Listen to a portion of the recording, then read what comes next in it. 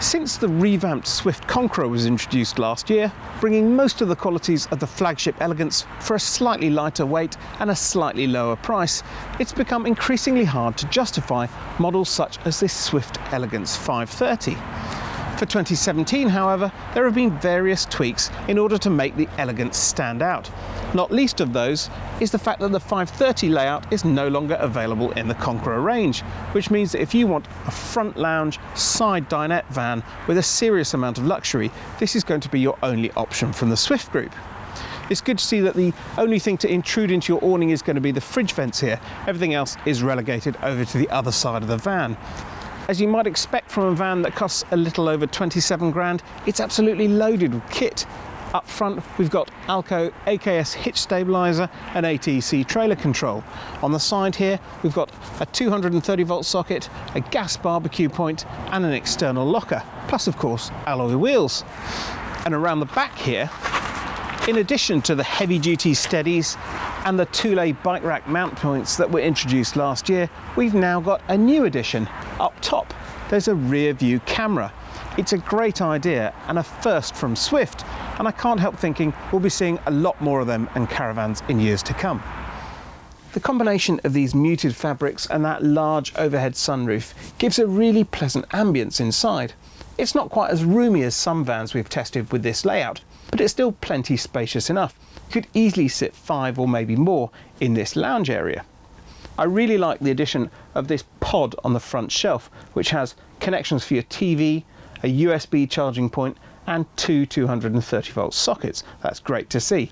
Not quite so struck on the fake fur cushions, but I guess that's just a matter of taste. There's plenty of storage options up here too. We've got 3 small overhead lockers and plenty of room in the bed boxes beneath the sofas, and it's good to see those can be accessed by drop-down flaps as well. Talking of the sofas, at night of course they become the main beds of the van. They can be used as singles. The near side one's about 5'10" and this offside one is over 6 feet long, but of course this van's most likely to be bought by couples. So you simply slide the slats out from beneath the front chest, rearrange the cushions, and it makes a good sized double bed with a slight step in one end.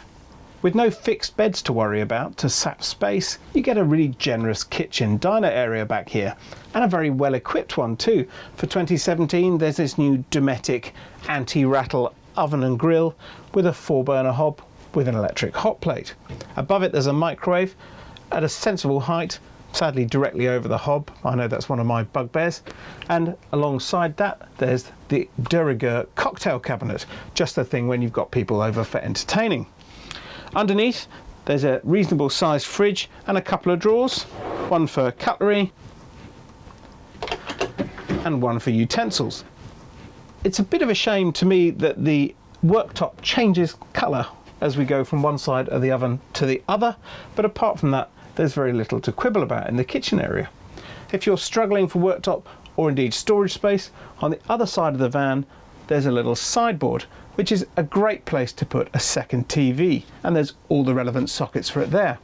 In fact, there's masses of sockets. I've counted 6 so far and I haven't finished looking around. Behind that sideboard, well, we've got a generous dinette. It's a really good size for 2. Just the place to have your breakfast so you don't have to break the bed in the morning until you want to.